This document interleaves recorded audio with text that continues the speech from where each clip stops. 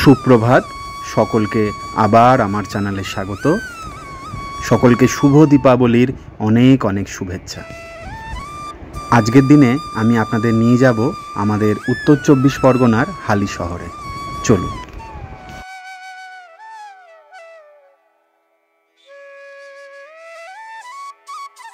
উত্তর 24 পরগনার শেষ প্রান্তে অবস্থিত রেলের শহর হালি শহরে রয়েছে সাধক রামপ্রসাদের জন্মভিটে।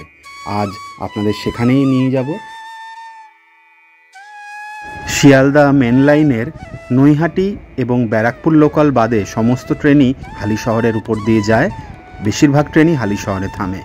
তাহলে শিয়ালদা থেকে ট্রেনেই আপনি খুব সহজেই চলে আসতে পারবেন হালি শহর।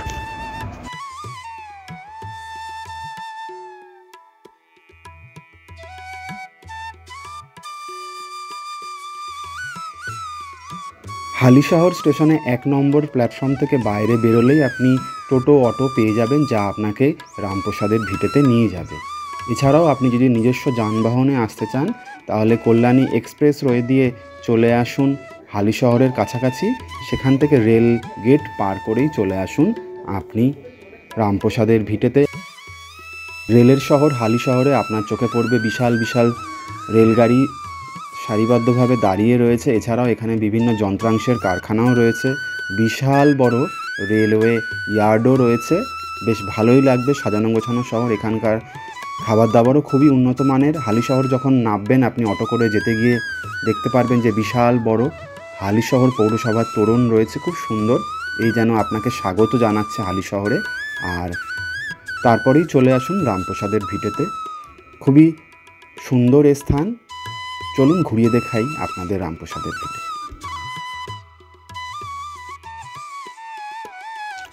এই হালি শহরের নামও প্রথম থেকে হালি শহর ছিল না। প্রথমে নাম ছিল কুমারহাট, তারপরে হয়েছিল কুমারহট্ট, তারপর হয়েছিল হাভেলি শহর, সবশেষে হয়েছিল হালি শহর, যা এখন রেলের শহর হিসাবেও পরিচিত। কলকাতা থেকে হালি শহর আসতে হলে আপনি বিটি রোড ধরে সরাসরি চলে আসুন ব্যারাকপুর। ব্যারাকপুর থেকে ঘোষপাড়া রোড ধরে চলে আসতে পারেন হালি শহরের কাছে। 85 বাসও আপনাকে এখানে নিয়ে আসবে। এছাড়া যদি আপনি হাওড়া থেকে আসতে চান, হাওড়া থেকে আপনি চলে আসুন ব্যান্ডেল। ব্যান্ডেল থেকে ফেরি পার করে চলে আসুন আপনি নৈহাটি, অথবা ব্যান্ডেল থেকে নৈহাটি লোকাল ধরে নৈহাটি এসে আপনি বাসে করেও চলে আসতে পারেন সাধক রামপ্রসাদের ভিটেতে।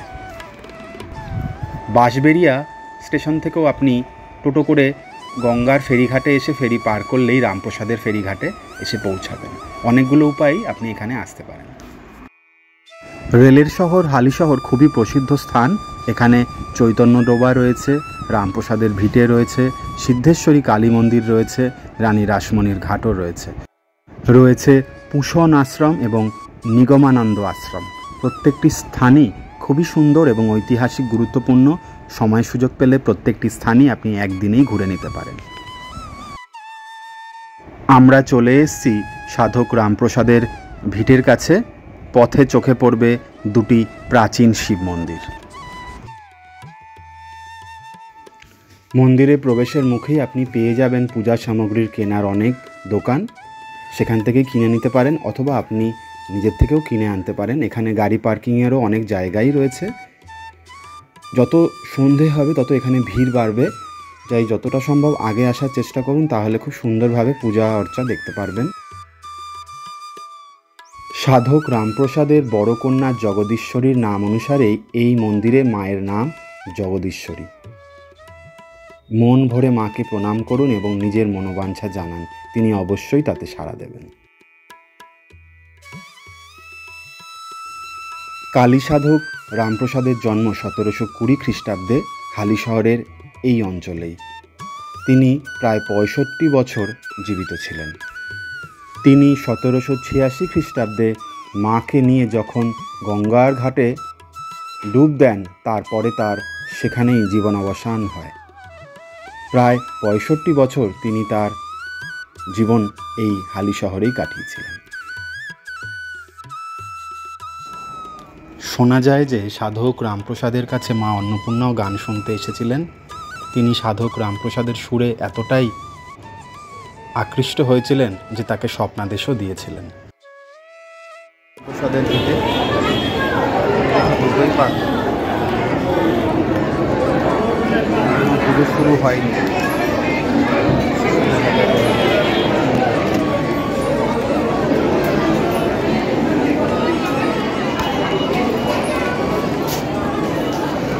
হচ্ছে সেই পঞ্চবটী মন্দির।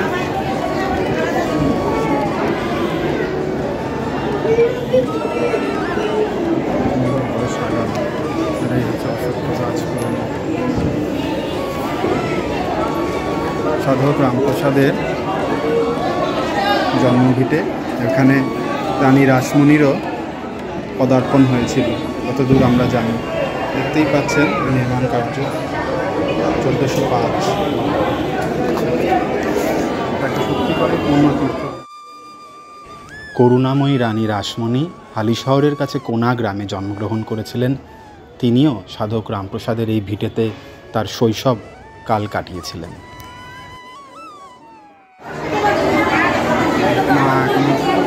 দর্শন পাওয়া যাচ্ছে না। মহাত্মা রামপ্রসাদ সেনের সাধনপীঠ পঞ্চমুন্ডাস হয়েছিল। সত্যি করে এটা একটা পূর্ণতীর্থ।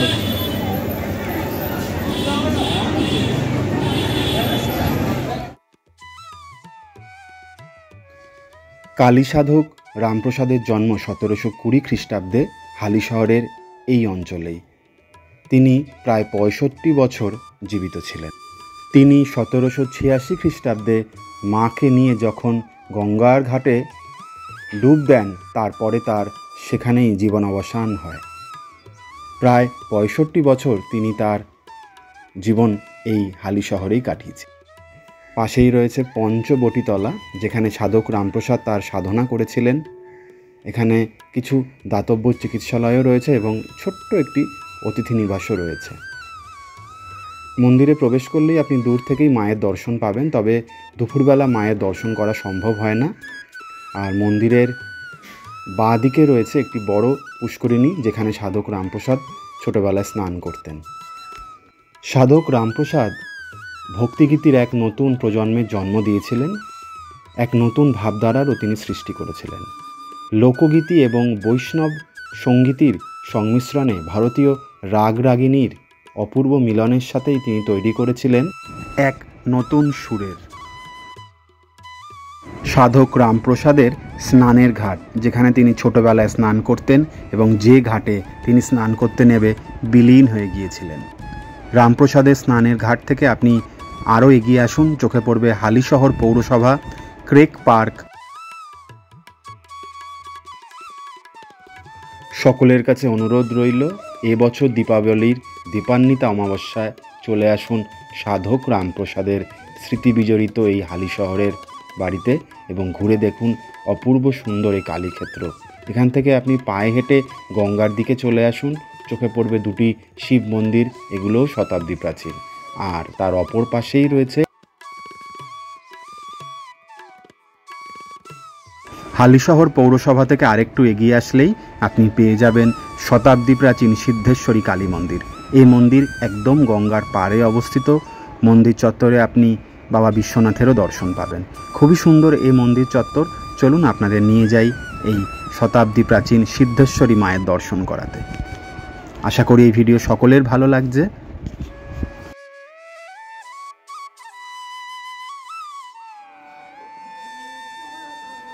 সিদ্ধেশ্বরী মায়ের দর্শন পেয়ে আপনি খুবই আনন্দিত হবেন। মন্দির চত্বরও আপনাকে আকৃষ্ট করবে।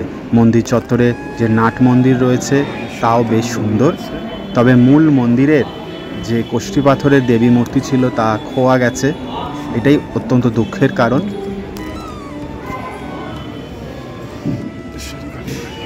হালিশহর আসলে অবশ্যই সিদ্ধেশ্বরী মায়েরও দর্শন করে যাবেন, রামপ্রসাদের ভিটেও ঘুরে যাবেন। বেশ ভালো লাগবে, মন প্রাণ শান্ত হবে।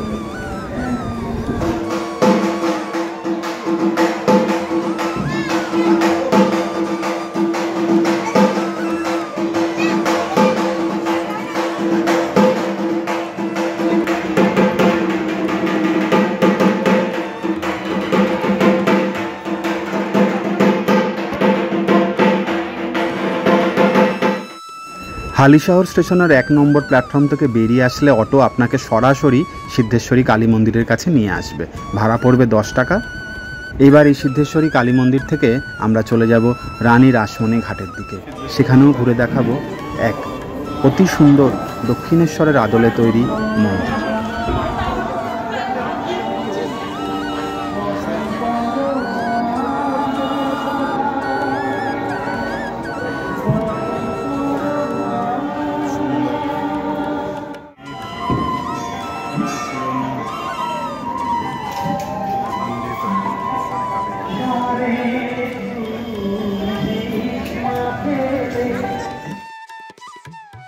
সিদ্ধেশ্বরী মন্দিরের পাশেই গঙ্গার ঘাট রয়েছে, যেখানে বসে কিছু সময় কাটাতে পারেন।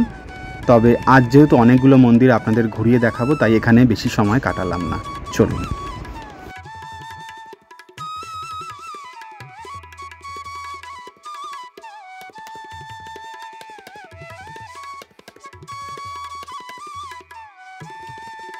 মায়ের কাছে কামনাই করি তিনি যেন আমাদের জীবনের বাধা বিপত্তি দূর করেন, আমাদের মনে সাহসের সঞ্চার করেন।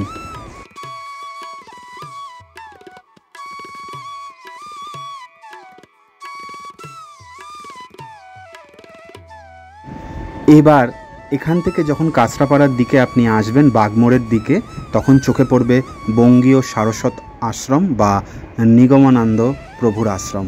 এখানেও আপনি সময় কাটিয়ে যেতে পারেন, বেশ ভালো লাগবে। গঙ্গার পাড়ে এই আশ্রম, অপূর্ব সুন্দরের।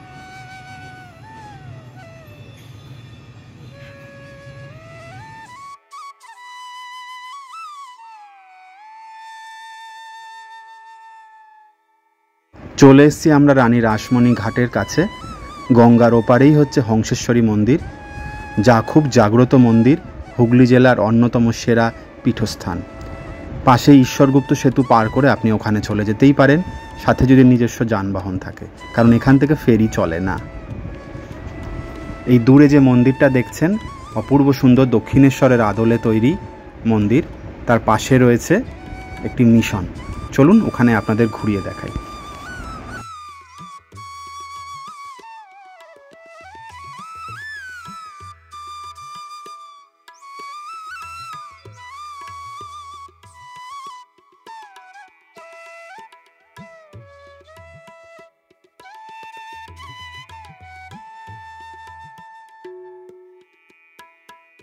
বছরের বিভিন্ন সময়ে, কালী পুজোর সময়, রানী রাসমণির জন্মতিথির সময় এই বড় মাঠে মেলার আয়োজন হয়।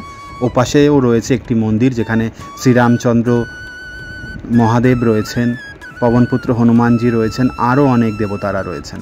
প্রত্যেকটি স্থানই খুবই সুন্দর এবং প্রত্যেকটি মন্দিরই অতি যত্ন সহকারে তৈরি করা। এই অঞ্চলে জোয়ারের সময় দেখতে পাচ্ছেন জল প্রায় রাস্তা অবধি উঠে এসছে, গাছপালাগুলোও ডুবে গেছে, তাই প্রচুর মানুষ এখানে ভিড় জমায় বিকেলের সময় কাটাতে। এর থেকে কাছেই রয়েছে ফুচকা গ্রাম, যেখানে খুব সস্তায় ফুচকা পাওয়া যায়, তাই বিকেলবেলা এই অঞ্চলে প্রচুর মানুষের ভিড় হয়, আর মন্দিরগুলোও তারা ঘুরে দেখে।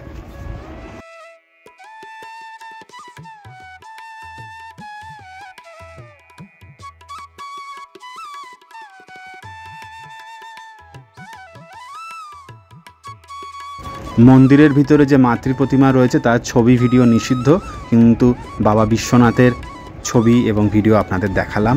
আপনারাও আসুন, সচক্ষে মায়ের দর্শন করে যাবেন।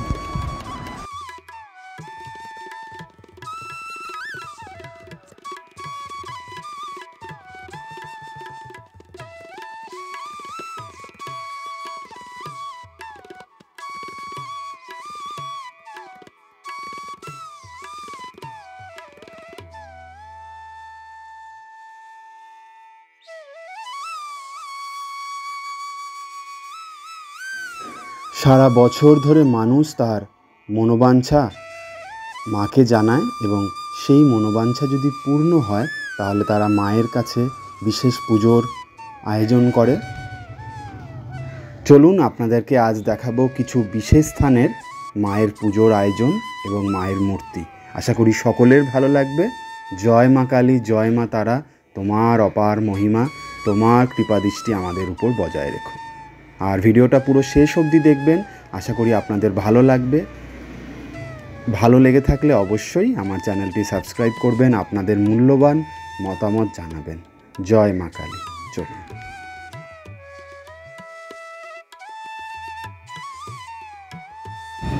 আগামী সোমবার 2025 সালের কালী পুজো, তাই ওই শুভ দিনে সকলেই মাতৃ প্রতিমা দর্শন করে আসবেন। নৈহাটি আসতে পারেন, বারাসাত, মধ্যমগ্রাম, শিয়ালদা চত্বরে রয়েছে ফাটাকেষ্টর কালী পুজো, সেখানেও যেতে পারেন। খুব ভালো কাটুক দীপাবলি।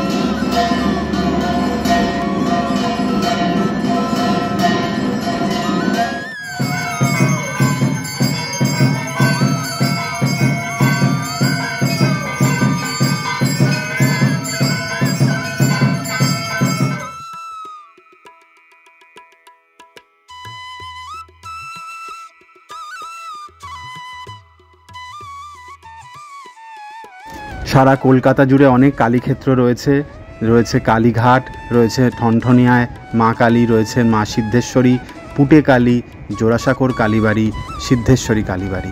ঘুরে নেবেন প্রত্যেকটি মন্দিরই, খুবই ভালো লাগবে।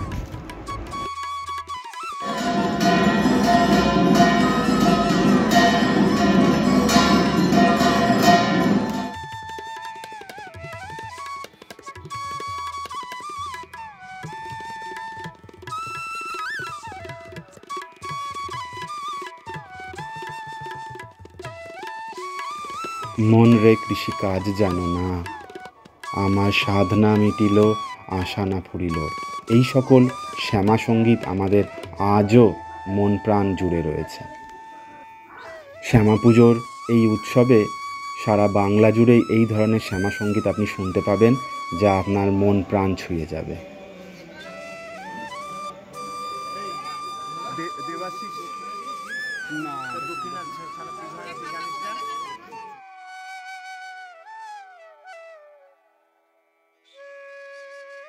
সাধক রামপ্রসাদের গলায় প্রত্যেকটি ভক্তিগীতি আমাদের মুগ্ধ করে।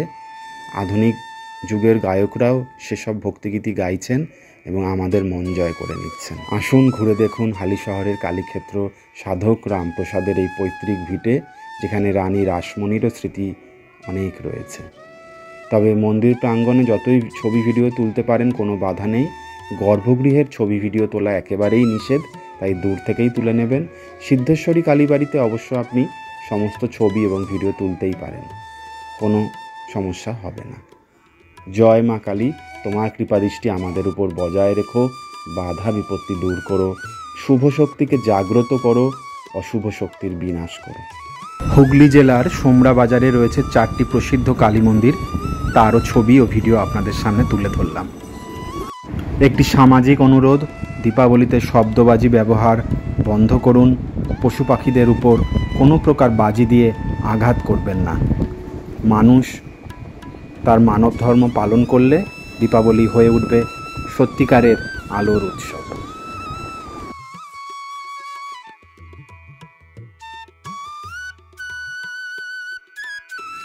আশা করি আমার চ্যানেলে হালি শহরের এই কালীক্ষেত্রগুলি দেখে আপনার ভালোই লাগলো। যদি ভালো লেগে থাকে তাহলে অবশ্যই চ্যানেলটি সাবস্ক্রাইব করবেন, আপনাদের মতামত জানাবেন। সামনেই কালী পুজো, আসুন ঘুরে দেখুন, পরিবারজনকেও নিয়ে আসুন। নৈহাটির বড়মাকেও আসার পথে দর্শন করে আসতে পারেন, বেশ ভালো লাগবে। সকলের কাছ থেকে আজকে বিদায় নিলাম। সকলে ভালো থাকবেন, সুস্থ থাকবেন। শুভ দীপাবলির অনেক অনেক শুভেচ্ছা, ভালোবাসা রইল। আলোর উৎসব সকলে খুব ভালোভাবে কাটান, শব্দবাজি থেকে দূরে থাকুন। দীপাবলির এই আলো যেন আমাদের জীবনের যাবতীয় অন্ধকারকে দূর করে, জ্ঞানের আলোকে জাগ্রত করে। মানুষ মানুষের পাশে দাঁড়াক, দীপাবলি হয়ে উঠুক আলোর উৎসব, আনন্দের উৎসব।